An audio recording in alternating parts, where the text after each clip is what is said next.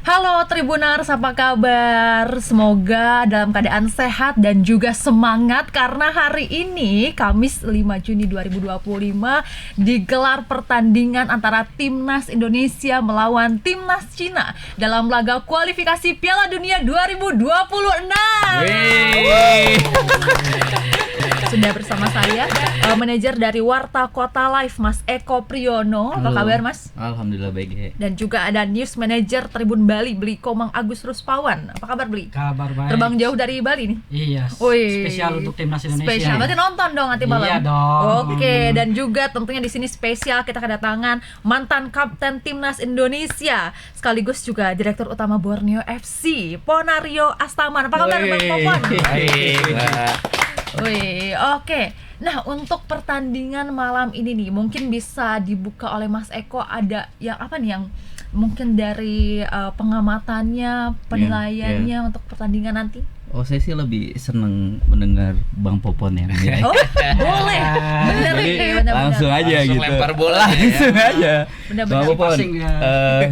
ini kan sesuatu yang harus kita menangkan ya, Timnas Indonesia untuk menjaga asa ke putaran berikutnya ya. Round 4. Karena untuk ke ronde kedua atau lolos langsung itu kayaknya ya masih terbuka, tapi menunggu hasil tim lain. Betul. Realistisnya kan ke putaran 4. Nah, ngelihat pertandingan malam ini lawan Cina akan seperti apa?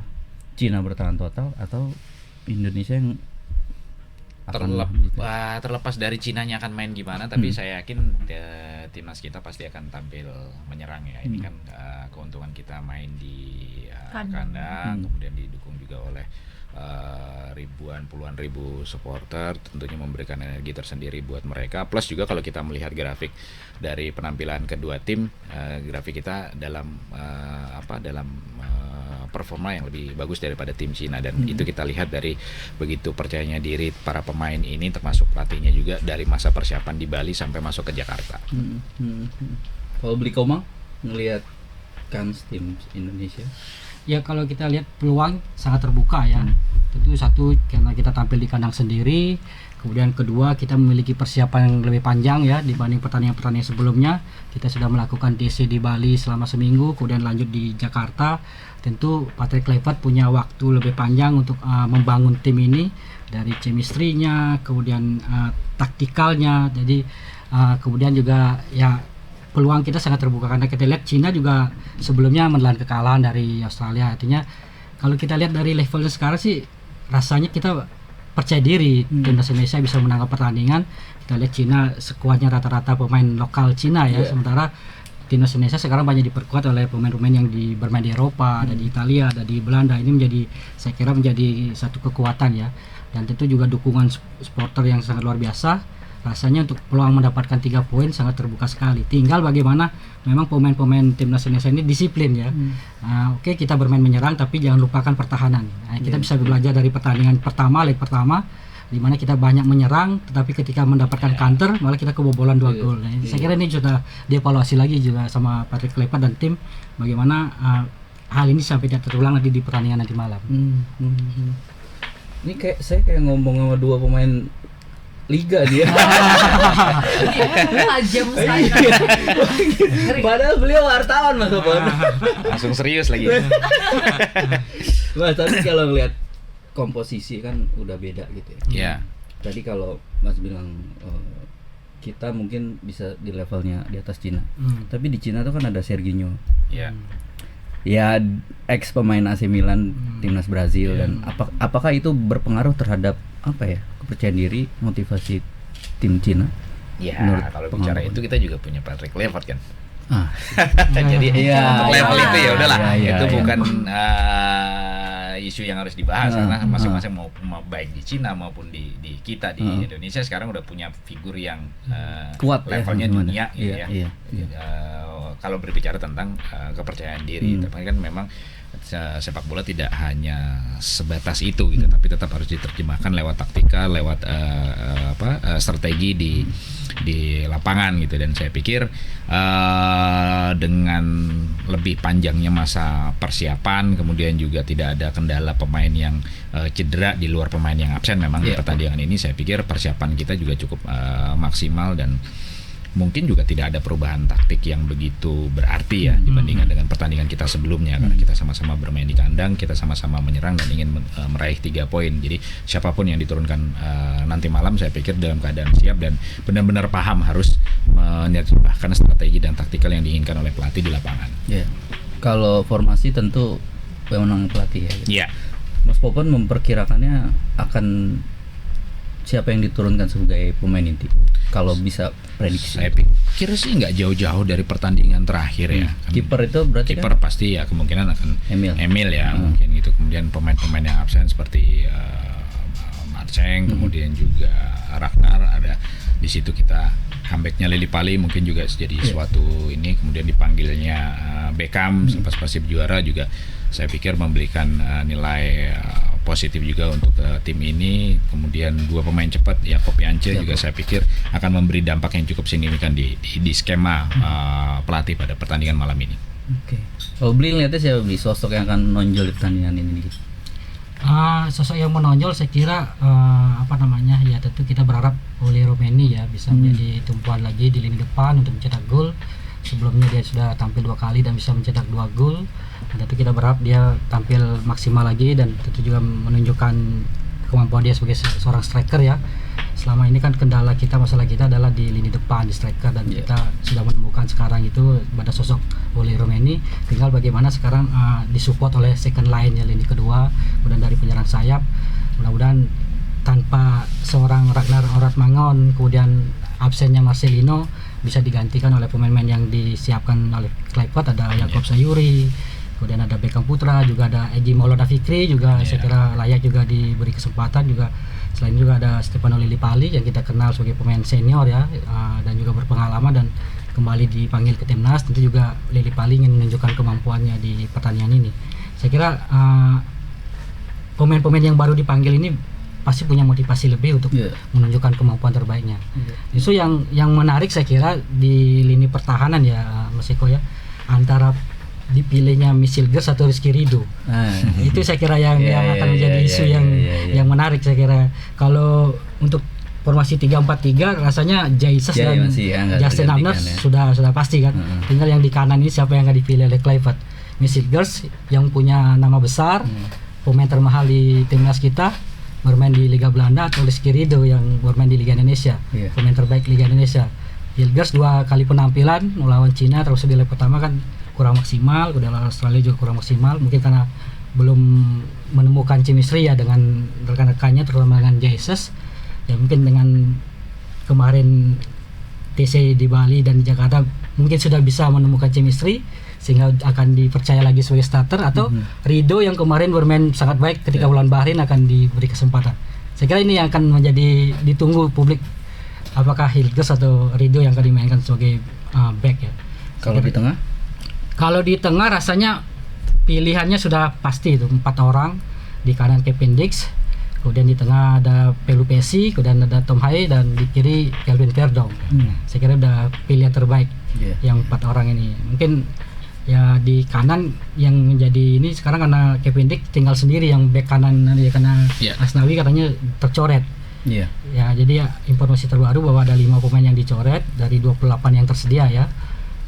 Ada Pratama Arhan, kemudian Sain Patinama yang sama-sama di back kiri, kemudian di kanan Asnawi Mangkualam, sehingga yang tersisa sekarang hanya Kevin Dix.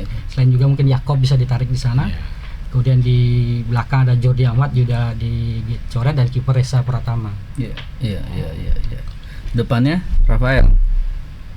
Kalau depannya ya ini juga ada banyak pilihan ya pokoknya. Mas Popon satu tempat sudah pasti oleh Romenina yang sayap ini, sayap kanan sayap kiri di siapa mungkin Popon punya. Iya, kembali lagi tergantung kepada strategi pelatih. Kalau memang kita mau mengeksplor kecepatan yang kita punya sih, saya pikir Yance Yakob punya peluang besar starting dan kita udah beberapa kali melihat penampilan mereka ini dengan kecepatannya merepotkan.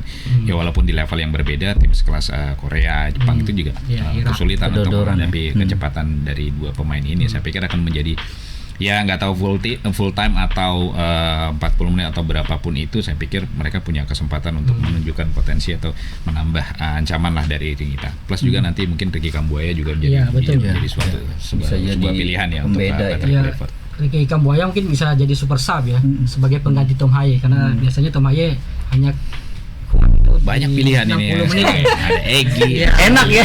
Bongkarnya enak banget. Kita yang ngomong enak, Peter Clifford sama Alex yang milih nih yang bingung. Para pelatih yang di Iya. Tapi menurut Mas Popon nih, Nah, apa sih keistimewaan tim ini? Ya ini kan peralihan ya. Iya. Clipart kan baru sebentar. Tim ini dibangun STY. Menurut Mas Popon apa nih keistimewaan timnas Indonesia ini? Selain kemewahan pemainnya ya, Oh, tentu ya. saya pikir sih timing yang saya maksud adalah tim ini sudah terbentuk sebetulnya udah lumayan lama ya. Sudah lumayan lama, kemudian juga materi kalau kita lihat usia rata-rata pemain yang ada di sini itu memang lagi peak performance semua mereka gitu, terlepas dari menit bermain di klubnya gitu. Tapi di timnas ini mereka punya motivasi ya, kemudian juga secara fisik juga memang sedang top perform, sedang fit-fitnya gitu, baik yang ada terutama yang di liga kita sebetulnya mereka baru menyelesaikan kompetisi gitu, sehingga otomatis memang benar-benar fokus untuk tim nasional. Dan yang kalau di luar teknis sih saya pikir motivasi ya, karena ini pertama kali timnas kita ada di level ini, sehingga itu juga memberikan motivasi lebih buat mereka untuk menyelesaikan ini dengan baik gitu. Saya pikir itu yang menjadi modal besar tim ini untuk bisa bermain dengan percaya diri menghadapi lawan-lawan yang sebelumnya tidak pernah kita bayangkan. Bisa sampai Betul. sejauh ini. Iya, betul. Khusus Stefano Lillipali. Hmm. Kenapa dia ya itu hak prerogatif, tapi menurut Iya. Mas Popon apa plusnya sih Lillipali ini? Kalau saya pikir performa dia terlepas musim ini ya, Iya. musim kemarin sangat-sangat baik performa yang dia tunjukkan. Saya tidak ingin menyoroti dari faktor usia, Betul. tapi melihat penampilan dia di lapangan dengan kebutuhan timnas yang ada saat ini, itu sangat pas dengan si Lillipali gitu loh. Posisi bermain dia yang ada di belakang striker, masih kurang lebih posisi Marcelino lah ya, ada di belakang striker, second striker atau nomor 10 apapun itu bisa diperankan dengan baik oleh Lillipali gitu. Coming from behind dari second line itu sangat baik dimainkan dan dipahami oleh Lillipali, sehingga mungkin ya itu yang dibutuhkan juga oleh pelatih mungkin, karena kan dari skema 3 penyerang dengan 2 ada di sayap ini kan perlu rotasi dan perlu mobilitas di dalam box gitu. Tidak hanya berharap dari sektor flank atau sayap kanan kiri, tapi juga ada second line yang datang ke kotak penalti saat ada bola crossing ataupun bola terupas dari sisi kanan kiri lapangan. Dan itu sangat diperankan dengan baik oleh Lillipali di Borneo dalam 2 tahun belakangan ini gitu. Itu. Nah, ngantuk Mbak. Tertekan dia. Expert gitu kan dalam sepak bola, tapi sebenarnya pengen nanya nih untuk sejarah antara Indonesia melawan Cina sendiri gimana sih, kayak track recordnya gitu. Kalau baca di internet kan katanya terakhir menang tuh 1957 ya. Iya. Nah terus gimana nih, apakah pede dengan saat ini, dengan komposisi pemain saat ini, terus juga dengan pelatih yang bisa terbilang baru gitu Iya. kan, mungkin gimana Bang? Kalau track record atau sejarah itu kan memang bagian dari masa lalu kan. Ya, adalah pengaruhnya, tapi kalau saya sih secara pribadi tidak terlalu fokus dengan itu gitu. Buktinya tim ini juga sudah beberapa kali membuat rekor yang tidak pernah tercapai sebelumnya. Bukan hanya tim ini saja, kita berbicara tentang timnas. Mulai dari udah dapat emas SEA Games setelah puluhan tahun, kemudian lolos ke Piala Asia secara langsung, usia 2-3-nya juga seperti itu, hampir lolos ke Olimpiade. Jadi secara prestasi kita sudah lebih baik dari tahun-tahun sebelumnya gitu, termasuk yang ini sekarang ada di round 3 sekarang ini untuk Pre-World Cup. Ini adalah prestasi tertinggi kalau kita bicara tentang Pre-World Cup. Jadi saya pikir track record melawan Cina ya tidak menjadi sebuah beban atau tidak menjadi sebuah isu untuk dipikirkan oleh pemain-pemain yang ada sekarang. Saya pikir mereka tetap percaya diri untuk bisa mengalahkan Cina di pertandingan malam ini, karena kalau kita berbicara track record pertandingan terakhir di level senior lawan Cina yang kita kalah. Itu saya masih main di situ soalnya. Kalau pertama gitu. Waktu di Piala Asia dulu kan kalahnya gede kan 2004 itu kan, tapi kan itu waktu itu kan si Kita kartu merah 1 itu setelah. Tapi itu pun juga sudah memecahkan rekor sebelumnya yang kita menang pertama di Piala Asia. Jadi ada rekor yang sudah kita capai walaupun catatan tidak terlalu bagus melawan Cina, tapi saya pikir dengan keadaan dan kondisi sekarang sangat percaya diri kita untuk bisa menang malam ini. Oke, berarti menjadi sebuah kayak sejarah baru juga ya kalau misalkan nanti menang nih malam ini berarti ya. Iya dong. Iya kan? Karena semakin besar kan kita kesempatan untuk bisa ke round selanjutnya atau mungkin lolos langsung. Okay. Nah, tapi kalau misalkan bicara soal pelatih nih, kalau misalkan Indonesia menang malam ini melawan Cina, apakah akan membuat citranya pelatih Patrick sekarang ini jadi menjadi sorotan gitu buat pecinta sepak bola? Soalnya masih banyak yang belum move on nih dari mengapa harus Sinteyong gitu kan. Jadi gimana nih? Ya, apa harus nanti lawan Jepang dulu nih? Itu memang dinamikanya pelatih gitu. Jadi memang pressure, kemudian ekspektasi itu tidak terlepas dari kehidupan seorang pelatih. Memang seperti itu, kalah dicaci, menang dipuji itu udah biasa lah buat seorang pelatih, apalagi di level atau di negara seperti Indonesia ini yang semua orang menaruh ekspektasi yang sangat tinggi terlepas siapapun pelatihnya gitu, apalagi seorang Patrick Kluivert dengan nama besar dia, tentu harapan yang kita inginkan itu juga lebih besar daripada pelatih-pelatih yang lain. Untuk membandingkan dengan pelatih sebelumnya ya wajar dan tidak bisa dihalang-halangi gitu. Itu namanya tuntutan supporter, dan saya pikir semua pelatih akan menghadapi situasi yang sama dengan Patrick Kluivert siapapun itu di posisinya saat ini ya. Dan itu ya itu udah kita udah tekanan untuk seorang pelatih. Di situ kita melihat bagaimana dia sebagai pelatih apakah bisa keluar dari situ dan membalas dengan prestasi yang maksimal, apakah menjadi motivasi atau justru menjadi teknis. Tapi sejauh ini saya pikir Kluivert bisa mengatasi itu dengan sangat-sangat baik dengan prestasi yang di beberapa kemenangan yang diraih oleh tim nasional. Oke. Mungkin Mas Eko ada pertanyaan lagi? Pertanyaannya gini. Ini langsung serius lagi. Langsung aja. Prediksi skornya. Dikomang dulu. Pertanyaannya berat juga sih. Ya, kalau bicara prediksi ya sekali lagi bahwa kita punya peluang ya. Itu punya peluang karena ya kalau kita melihat levelnya timnas Indonesia sekarang itu udah berbeda gitu ya. Ya kita nggak usah lah lihat track record kita yang sebelum-sebelumnya ya. Karena kita sekarang sudah berbeda dengan komposisi tim yang berbeda, dan bahkan kita sudah bisa selevel dengan Arab Saudi ya, kita bisa pernah mengalahkan Arab Saudi. Kalau saya sih memprediksi timnas Indonesia bisa menang dengan 2-0. 2-0.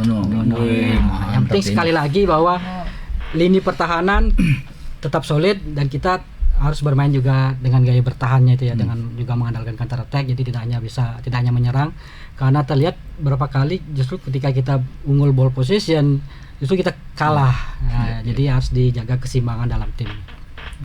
Mas Popon? Sama 2-0. 2-0. Tapi nyebut menang nggak Indonesia? Menang. Karena Mas Popon di depan. Mas Popon nggak berani dia ngomong menang. Jangan dikulik itu. Jadi 2-0 ya Indonesia. Iya. Bahkan aja nggak kayak yang amatir ya. Oh, yang amatir ya, silakan Mbak Gigi. Kira-kira gimana? 1-0 aja deh, yang penting menang. Iya, yang penting menang. Iya kan, soalnya nanti lawan Jepang ya Bang ya. Berat ya. Lawan Jepang terakhir. Mas, tapi oke, kita euforia di timnas sekarang ya dengan segala macam keputusan federasi, yang mana itu kita sambut dengan gegap gempita ya. Hasilnya bikin semua pecinta sepak bola tuh makin dalam ya cintanya. Tapi kan sebetulnya perkembangan di level bawahnya atau infrastruktur atau ke liga itu nggak benar-benar menurut saya berjalan. Menurut Mas Popon sebagai pelaku di dalam klub menyorotinya gimana? Harusnya gimana? Ya, sepak bola itu tidak bisa hanya digarap di satu sisi aja gitu loh. layaknya sebuah tim itu kan ada 11 pemain, ada 11 posisi, semuanya sinergi gitu. Nggak bisa yang bagus hanya strikernya, belakangnya bolong, nggak bisa belakangnya solid, tapi nggak bisa ngegolin gitu ya. Jadi memang harus semuanya digarap, dan kalau bisa memang harus secara bersamaan sejalan dengan satu arah yang jelas, tapi memang dibutuhkan effort yang tidak ringan untuk bisa mewujudkan itu semua. Oke, sekarang kita melihat perbaikan yang dilakukan oleh Pak Erick Thohir di PSSI melalui Timnas dengan program naturalisasi sampai saat ini memang berjalan dengan sangat-sangat baik. Tapi tentunya kita tidak bisa melupakan pembinaan yang dilakukan mulai dari level youth atau grassroots. Karena kalau ini kita tinggalkan nanti pasti akan ada gap juga gitu loh. Begitu pemain-pemain ini prestasinya mulai menurun, kan kita perlu regenerasi. Kalau regenerasi atau generasi-generasi yang selanjutnya ini tidak kita siapkan mulai dari sekarang, pasti nanti akan terjadi gap yang akhirnya mengisi ada kekosongan, sehingga prestasi timnas kita akan grafiknya akan menurun lagi. Tentu kan kita tidak menginginkan itu. Kita ingin sekarang grafik yang naik ini terus kita bisa maintain supaya stabil ada di atas, dan kalau bisa lebih meningkat gitu. Saya pikir program usia muda harus tetap diperhatikan, diseriusi gitu ya, bukan hanya sekedar menggugurkan kewajiban gitu, tapi level kompetisinya dibenerin, kemudian infrastruktur, sarana dan prasarana, kemudian juga SDM yang terlibat di situ, baik pelatih, wasit maupun pemainnya itu sendiri juga itu harus dibenahi, sehingga semuanya bergerak secara bersamaan signifikan untuk muaranya ya satu, tim nasional senior gitu. Ya walaupun kemarin kita baru dengar kabar ada talent scouting gitu ya, head of scout gitu, Simon Tamata yang ditunjuk melakukan scouting terhadap pemain diaspora, oke, tapi juga yang di dalam juga tidak bisa kita lupakan atau kita abaikan. Mungkin effortnya lebih berat untuk yang di dalam, karena kita berbicara tentang letak geografis yang begitu luas, kemudian jumlah anak-anak muda juga yang begitu banyak, kemudian jumlah sarana dan infrastruktur yang harus disiapkan tentunya tidak kecil biaya untuk ke situ. Tapi ya mau tidak mau harus kita mulai perlahan lah gitu, sehingga arahnya udah benar, kualitasnya ditingkatkan secara perlahan-lahan. Pada saatnya nanti mereka yang kita siapkan sekarang 5 tahun atau 10 tahun ke depan, mereka yang akan menjadi suksesor untuk tim nasional senior sekarang. Iya, karena kan naturalisasi ini kan ada batasnya. Kalau misalnya sampai generasi berapa udah nggak bisa lagi. Kalau bertumbuh ke situ terus kan repot. Gitu. Nah, untuk membina ini kan perlu banyak peran ya. Asprof, kemudian Askot. Menurut Mas Popon, apakah ini udah jalan? Kalau saya melihat sih ada perbaikan, tapi tetap belum maksimal. Gitu. Karena yang itu tadi. Harus dirumuskan benar-benar kita maunya apa, lewat peran apa yang harus dijalankan oleh Asprof, peran apa yang harus dijalankan oleh Askot ini gitu. Kalau di klub kan sudah lebih jelas gitu. Kita berbicara untuk level senior di Liga 1, kemudian setiap klub diwajibkan harus punya tim usia muda level 20, 18, 16 gitu. Samping itu juga beberapa klub sudah mulai membangun akademinya, lakukan scouting terhadap anak-anak mulai 6 sampai 12 tahun gitu. Ini sudah berjalan di level klub. Walaupun memang tetap perlu perbaikan gitu. Tapi kalau kita berbicara level Asprof maupun level Askot, kita harus rumuskan peran apa yang harus mereka jalankan secara maksimal. Apakah kompetisi muda seperti Suratin atau Liga Pelajar sekalipun, tapi itu tetap harus benar-benar dipikirkan apa yang paling maksimal untuk mereka. Fokus di situ, jalankan itu, kita lihat dalam 2-3 tahun lagi untuk dilakukan evaluasi. Apa yang kurang kita benahi, apa yang belum maksimal kita tambahkan, sehingga itu tadi memang jalan dengan kualitas, bukan hanya sekedar menggugurkan kewajiban. Terus muncul pas kongres ya. Karena nggak bisa digeneralisir ya, maksudnya ada Asprof, Askot yang memang sudah bekerja. Betul. Tapi kan mayoritas kita tidak dengar suaranya, kira-kira gitu. DKI sendiri aja nggak belum punya ketua definitif. Gitu. Di Bali gimana, Bli Komang? Itu langsung lagi mikir mana gitu, tiba-tiba tanya, "Pas saya?" Ya kalau di Bali jalan ya, Asprof maupun Askotnya, Askap juga, bahkan ini dalam waktu dekat akan ada pemilihan. Ada pemilihan ketua baru ya, jadi lagi hangat-hangatnya lagi sekarang di Bali, lagi perebutan ketua Asprof Bali ya.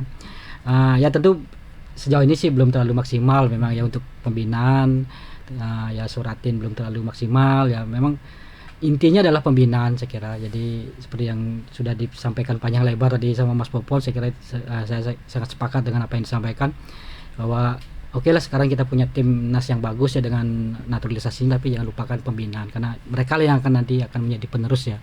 Dan saya kira juga memang Asprop di seluruh Indonesia ini ya harus bareng-bareng bekerjasama juga dengan klub bagaimana bisa meningkatkan kualitas pemain-pemain muda kita biar tidak tergantung terus sama naturalisasi kita nantinya. Itu dia. Kan ada masanya ya. Iya betul. Ada lagi. Nah, ada yang penasaran nih ya sebagai mantan kapten timnas nih Bang Popon, pengen tahu kalau peran kapten di sebuah timnas tuh apa sih dan susah nggak sih Bang?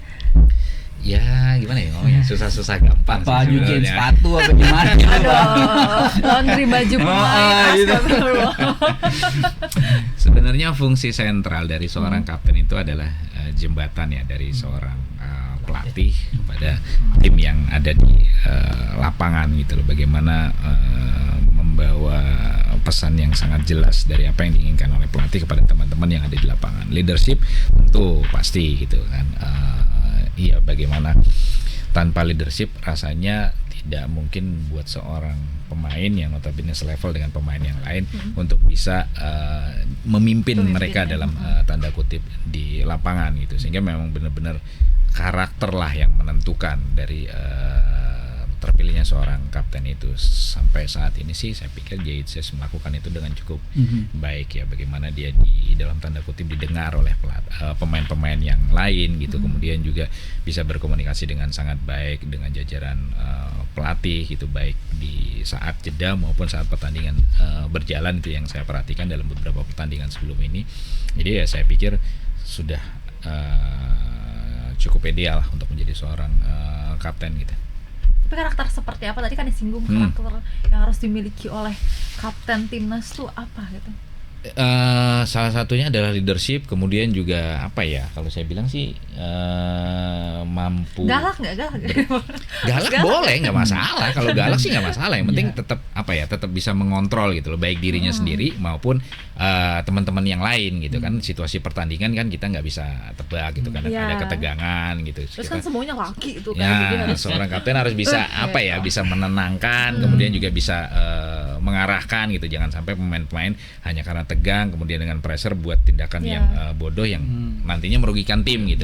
Itulah fungsi seorang kapten, salah satunya seperti itu. Jadi memang leadership itu memang harus dimiliki gitu loh. Nggak semua orang memang bisa seperti itu. Satu orang ngomong itu belum tentu bisa didengar oleh yang lain. Ini yang mahal, yang saya pikir yang menentukan dalam pemilihan seorang kapten di dalam tim. Oke. Nah, suka dukanya pasti kan ada sebuah pressure juga nih, ini kaptennya nih. Mungkin ada cerita nggak sih Bang waktu Ya, pas masih ada jadi aja banyak kapten? lah pasti. Mungkin yang menarik yang bisa itu yang dibagi di lapangan ke baru bulan 11, yang di bench tuh ada berapa tuh ya kan? Nah, Itu itu dia. pasti ada berapa kepala nih, ada aja nanti yang disampaikan kepada seorang Belum kapten. lagi Kayak pembagian bonus saya lagi. gini gimana nih. Belum lagi Oke. bonus ya. Nah itu iya, pasti akan ada aja lah dinamikanya dalam sebuah tim ya, namanya terdiri dari berapa puluh kepala gitu kan. Pasti karakter mereka juga beda-beda dan tidak semuanya, kadang-kadang tidak semuanya berjalan mulus gitu. Disitulah fungsi seorang kapten untuk bisa menetralisir isu apapun itu yang ada di dalam tim gitu, mengkomunikasikan dengan baik antar pemain, pemain dengan pelatih, ataupun juga pelatih dengan jajaran manajemen yang ada gitu, sehingga tidak ada ganjalan di dalam tim, semuanya bisa memberikan penampilan maksimal yang mereka punya saat dibutuhkan. Nah, ini saat dibutuhkan ini yang kadang-kadang menjadi apa ya, menjadi dilema lah buat dalam tim gitu. Kalau kita bicara timnas, mereka semua pemain-pemain yang ya katakanlah penting lah di tim kalau kita bicara level tim. Tapi begitu timnas kan mereka harus meredam ego untuk sebuah bendera gitu kan, sehingga siapapun yang diturunkan harus siap, kemudian yang belum mendapatkan kesempatan juga harus support, dan ini memang harus dikuasai sebagai seorang kapten. Bersaing, mereka tetap bersaing secara sehat pemain-pemain itu, tapi bagaimana seorang kapten mengarahkan bahwa ya udah, yang main siap, yang nggak main juga siap untuk memberikan dukungan positif, support, sehingga chemistry dalam tim, energi dalam tim itu positif, baik yang di lapangan maupun yang di bench. Keren banget, Rat. Kalau selain Ijaz, menurut Mas Popon Hmm. yang punya leadership di timnas Iya, jiwa era leadership. sekarang. Ridho saya pikir oke. Oh, di Persija dia udah Iya, melakukan. Persija melakukan itu dengan baik dan saya pikir kalau dia melakukan itu di timnas juga tidak ada kesulitan saya pikir gitu kan. Kemudian Martin juga Martin Paes juga saya pikir layak. Haye mungkin di tengah gitu karena memang posisi belakang kiper dengan tengah ini kayaknya lebih banyak menjadi kapten karena mereka harus berkomunikasi harus selalu berkomunikasi di sepanjang pertandingan gitu loh, baik kepada rekannya yang di depan, belakang, tengah, kiri, kanan gitu. Ini ya itu salah satu faktor juga kenapa posisi kapten itu lebih banyak dipegang oleh pemain-pemain yang ada di posisi itu. Kalau Kapten BP pendapat Mas Popon ini? Kenapa? Kapten BP. Kalau dia Dia striker tuh. dia nonton nggak ini kira-kira? Izin ya.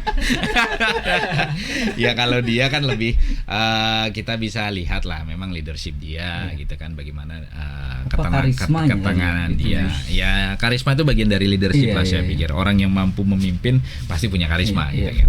Gitu sehingga ya bisa dimengerti kenapa dia menjadi kapten cukup lama di Persija maupun juga di tim nasional ya karena itu juga pengetahuan juga saya pikir juga berperan penting gitu ya. Bagaimana dengan pengetahuan yang baik seorang kapten bisa mengarahkan teman-temannya dalam kondisi yang dalam tekanan under pressure sangat kritis gitu, harus berhadapan mengelola emosi dengan wasit, dengan pemain lawan gitu, sehingga memang harus benar-benar bisa menerjemahkan pengetahuan tentang law of the game di lapangan gitu, sehingga nggak ada yang bertindak bodoh lah di lapangan dalam situasi under pressure.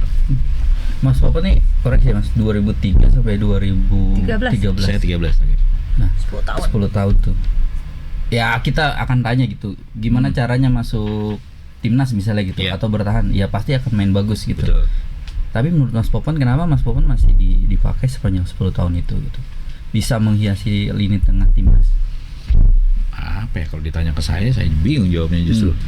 Yang saya lakukan hanyalah menjaga Performa. supaya performa saya tetap ada di level itu, kalau bisa meningkat gitu loh, jangan sampai menurun. Karena saya juga sadar bahwa pemain-pemain lain itu juga ingin ada di posisi saya gitu, sehingga kalau saya hanya berusaha atau melakukan effort sama seperti pemain yang lain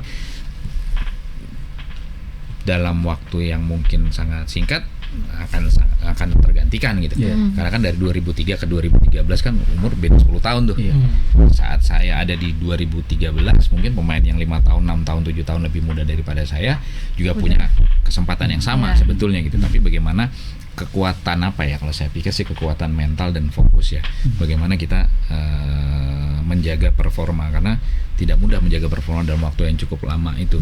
Apalagi kita tahu bahwa banyak saingan nih di belakang. Iya, iya. Dan itu saya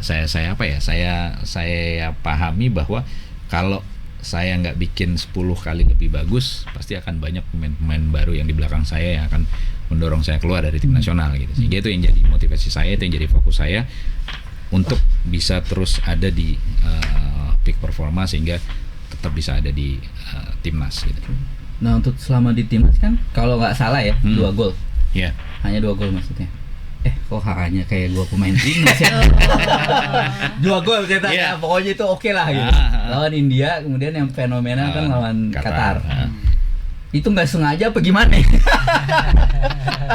Nggak kan lu bawa tuh dari tengah tuh kan, terus di luar kotak dikit. Nah Itu Tahun berapa itu, Bang? 2004. 2004. Piala Asia, Piala Asia. Belum. Masih 5 tahun. Masih di Itu proses. golnya the one and only itu, satu itu, dan satu-satunya, nggak ada lagi. Itu ya proses. Ya juga. itu bagian daripada spekulasi sebetulnya, karena posisinya juga waktu itu kan saya kalau nggak salah intercept. Iya. Bola. Betul. Posisi mereka juga tidak siap, tidak terkoordinir dalam pertahanan, dan saya ngelihat ada kesempatan untuk melakukan syuting karena Ya. kipernya juga dalam posisi nggak siap waktu Iya, itu. agak maju. Nemu Ya bola, udah, nemu bola ya, nemu bola. sikat gitu loh ya kan. Bolanya gini tuh. Iya, daripada kelamaan kan.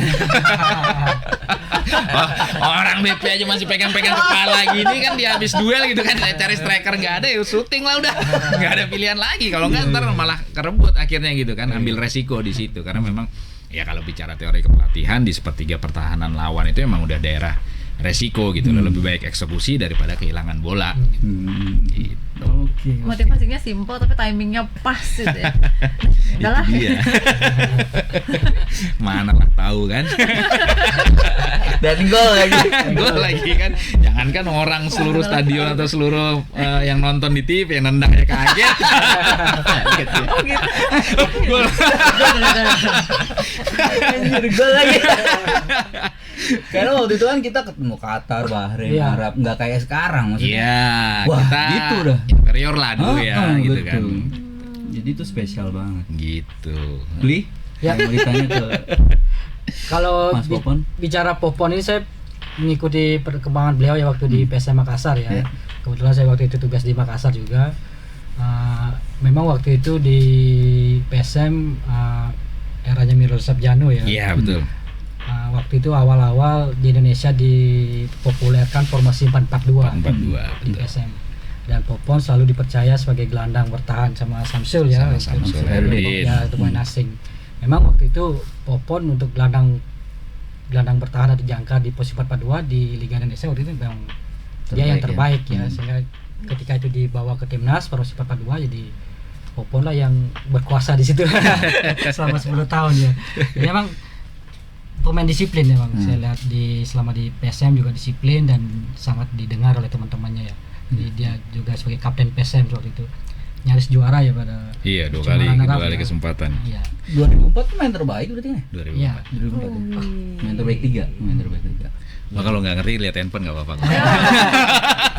Udah kelamaan kalau buat ini. Puzzle yang ada.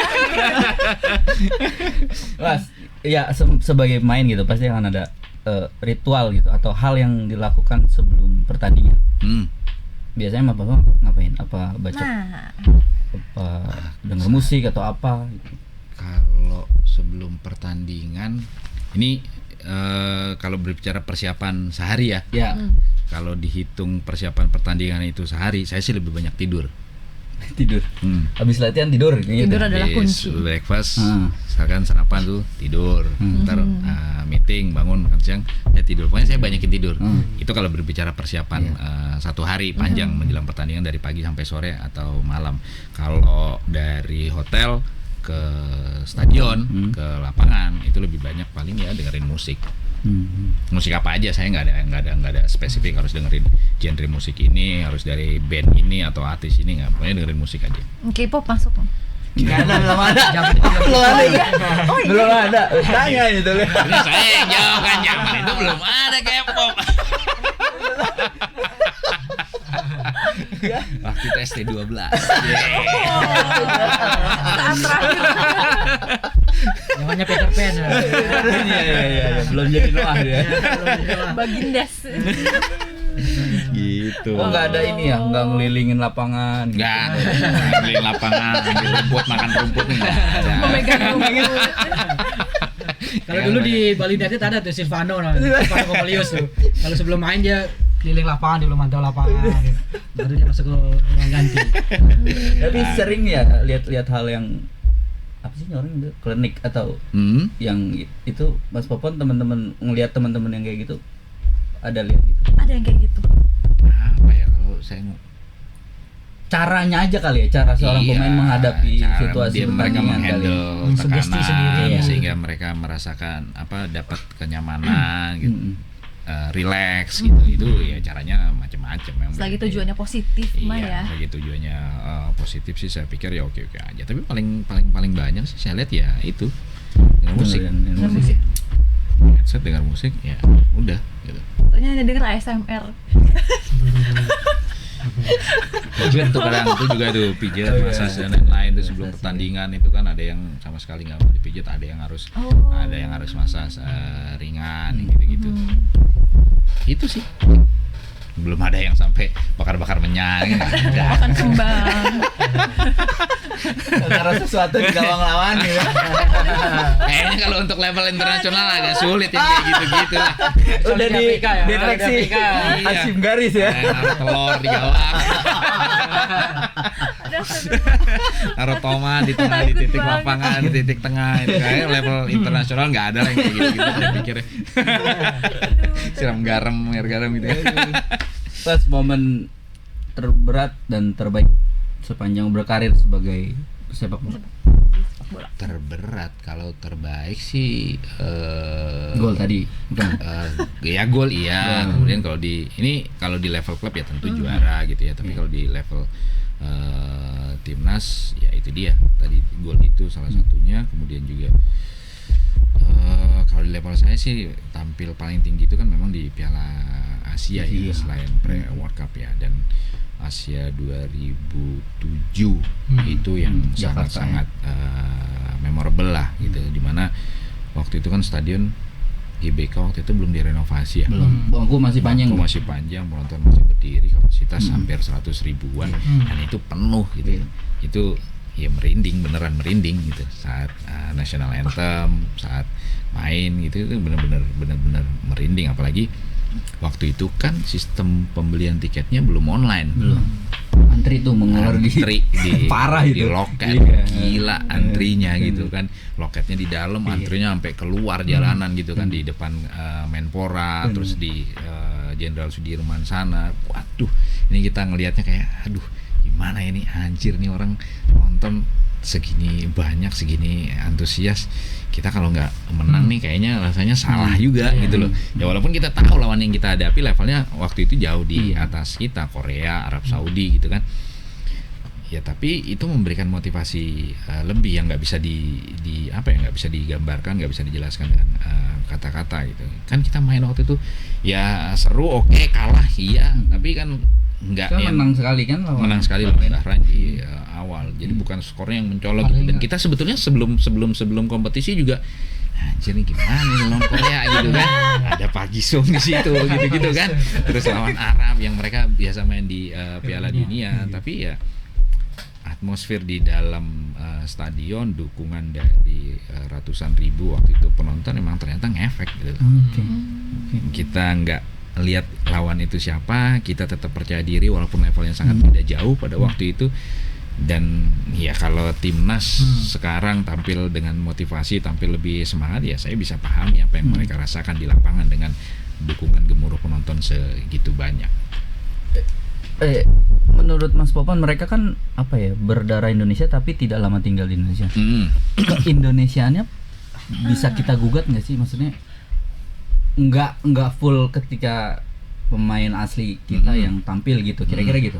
Menurut Mas Popon? Iya, kalau saya pikir itu bukan lagi menjadi sebuah isu yang harus kita perdebatkan lah ya. Karena kan toh secara regulasi buktinya mereka bisa tampil gitu. Artinya tidak ada yang salah secara regulasi gitu. Tidak melanggar regulasi apapun gitu. Kalau melanggar kan otomatis mereka tidak bisa main gitu. Tapi dengan mereka bisa main, segala hal tentang regulasi berarti udah terpenuhi gitu loh. Dan walaupun mereka tidak tinggal di sini, tapi tadi garis keturunan itu tetap ada. Mereka juga masih tetap punya kerabat di Indonesia, mereka tetap punya keluarga besar di Indonesia. Dan yang paling penting adalah ya mereka tampil maksimal saat mengenakan jersey tim nasional gitu. Dan dengan dukungan seperti yang mereka sudah saksikan selama ini, saya pikir juga mereka juga lupa kok kalau mereka bukan tinggal di sini gitu. Mereka benar bisa merasa bahwa anjir gue dari mana, tapi dengan dukungan seperti ini ya udah gue Indonesia gitu. Merinding sih pasti gitu. Itu yang mereka rasakan pasti. Dan dengan hal seperti itu saya yakin ya performa mereka, motivasi mereka juga tidak ada bedanya dengan pemain-pemain yang ada di Indonesia gitu kesehariannya gitu. Sehingga siapapun yang ada di nasional sekarang ya mereka pemain Indonesia, dan kita support untuk itu semua gitu. Mereka lah sekarang heroesnya kita di sepak bola gitu. Kalau Mas Popon dikasih kesempatan, Mas Popon main di tengah, milih kipernya siapa, backnya siapa, teman di tengah siapa, striker siapa? Untuk sekarang? Iya, nggak bebas. Oh bebas. Segala zaman. Kipernya? Saya kiper selalu Endro. Ya, memang lama sih Endro. ya. Waktu juara Sriwijaya kipernya Ferry. Oh, Ferry Rotinsulu ya. Oke. Endro. Nah, formasi 4-4-2. Formasi 4-4-2. Ya, 2 back tengah. 2 back tengah, saya Losi Karis sama Hari Jet Donald. Sulianto. Oke. Ini PSM loh. Iya, Sari Sulianto. Jack Donald. Jet Donald Lala. Palu, ya. Dejonal Lala. Googling dulu. Kelihatan banget ya bukan siapa ya. Parah loh. Ya karena emang pemain Iya. makanya saya tanya kan sekarang apa yang dulu-dulu. Kalau yang dulu-dulu ya udah saya bisa sebutkan. Kalau Korea dia apa lah? Haris, Tuh. Jet Donald, wing kiri kanan. Kalau kiri kanan Ismet sama Ortisan. I see. Nah, Ortisan ini Salosa. ini Mas Popon, terus sampingnya Sampingnya Ucul. Enggak. karena 4-4-2 ya. Berat nih antara Samsul atau Firman. Oh, oke. Tapi Firman dulu deh. Kalau entah capek baru Samsul masuk. Karena kalau Samsul dulu nungguin capek, Firman nggak main. Kalau nggak capek-capek. Kalau Firman ntar capek baru Samsul masuk. Sayapnya winger. Winger Eli Kiri kanan. Boas Boas. Striker. BP sama Kurus. Jangan begitu. Iya, nggak ada Karena lagi. nggak enak hati atau gimana? Kan nggak ada lagi. Nggak ada lagi. BP itu awet karena nggak ada lagi. Beneran. Gak ada saingan. Gak ada saingan. BP masih ada. Kurus Kurniawan. Oh, Kurus. Kurus Kurniawan. Gam gak masuk hitungan ya? Kenapa? Kayak Mbak Gam. Kayak Mbak Gams, ya bolehlah reserve dulu dia. Ya itu tadi tunggu capek juga. Kan gitu. Kalau dua yang cepat tuh. Kalau Gam main duluan nggak main. Pelatihnya yang menurut Pelatih saya Miroslav Janu. Rulian ya? Miroslav Janu. Sayang Itu pelatih keren tuh. ya sayang lebih cepat ya pergi waktu Iya. itu ya. Belum sempat untuk ke tim nasional waktu Dia itu. PSM tuh Arema lu? PSM. PSM sama Arema. PSM. Arema, Oh. Persebaya terakhir. Yang dia nggak ada itu di ya itu karena Persebaya apa bukan ya, lupa juga sih. Pokoknya meninggalnya waktu itu di kalau nggak salah sih Di Persebaya. Malang dia meninggal. Saya nggak sempet tim nasional tuh. Oke. Mungkin terakhir nih dari saya, Mm-mm. Bang. Ada nggak sih saran gitu buat pemain muda? Apalagi kan sekarang timnas sih banyak pemain muda nih, biar konsisten buat jaga performa. Karena banyak nih yang kayak pemain muda bagus One tapi season ujung-ujungnya wonder hilang aja ya. gitu kan. Star syndrome, one biar season biar wonder biar itu emang strike penyakit. jagoan saya tetap di Itu emang bagus. penyakit apa ya? Penyakit atau fenomena di sepak bola. Saya pikir bukan di sepak bola aja, semua sektor lah. Karena era sosial media ini sangat sulit untuk membendung arus informasi gitu kan. Kalau dulu masuk koran dulu baru jadi bintang, baru jadi dikenal orang gitu. Sekarang Iya. tanpa harus masuk koran juga bisa mengorankan diri sendiri kan gitu. Bisa. Ya kan Mengorankan lewat, sendiri ya. lewat sosial media pribadi gitu. Ya ini tantangannya, tapi saya pikir memang ini harus dipahami juga oleh para pemain muda ini bahwa sepak bola itu panjang gitu loh waktunya gitu ya. Kalau kita berbicara antara junior sampai senior ya mungkin bisa 10-15 tahun lebih gitu perjalanannya gitu, sehingga yang dibutuhkan itu ya konsistensi gitu loh. Jadi bukan hanya sekali main bagus terus ngerasa udah hebat gitu kan. Hilang. Ini akan menjadi masalah tentunya karena sekali main bagus pemain lain mengantisipasi itu gitu loh. Iya. Sehingga kalau kita terlena dengan itu ya udah pasti dimakan sama pemain yang lain yang lebih siap dari kita. Persaingan itu tetap, kalau saya pikir persaingan tetap sama seperti dulu. Ada satu yang lebih bagus, pemain lain juga anjir gue nggak mau kalah nih gitu kan. Tapi bagaimana menyikapi saat kita lagi bagus, kemudian mencoba untuk konsisten dalam waktu yang lama, saya pikir itu fokus yang harus didulukan oleh para pemain muda sekarang gitu. Jadi di luar sepak bola memang godaan lebih banyak lah ya sekarang gitu ya. Ketenaran, kemudian juga materi gitu ya. Tapi ya fokus mungkin di dalam 2 atau 3 tahun pertama karir itu saya pikir kesempatan bermain, kemudian juga mencari posisi yang stabil dalam tim dan bagaimana bisa meningkatkan performa. Kalau bisa lewat itu dalam 2-3 tahun awal dengan sangat baik, saya pikir akan lancar lah karir sampai ke level senior. Karena memang godaannya di situ dalam usia yang relatif muda, punya popularitas tinggi, punya penghasilan yang lumayan baik gitu kan. Ya siapa yang nggak terlena gitu. Tugasnya yaitu bagaimana tetap fokus di saat-saat itu gitu. Kalau bisa melewati 2-3 tahun pertama dengan godaan-godaan seperti itu, saya pikir akan langgeng lah karirnya gitu. Iya. Itu. Udah sekitar 40 menit nih kita ngobrol, kayaknya harus kita sudahi dulu obrolan kita kali ini karena ada yang juga mau berangkat ke GBK kan. Jam berapa? Berangkat Wih, Popon nih. juga berangkat. Jam 4. Iya nih, di persiapan dulu. Oke deh, kalau gitu makasih banyak Bang Popon, Sama-sama. Bli Komang dan juga Mas Eko. Seru banget Sama-sama. obrolan kali ini. Nah, Download Tribun X sekarang. Menghadirkan lokal menjadi Indonesia.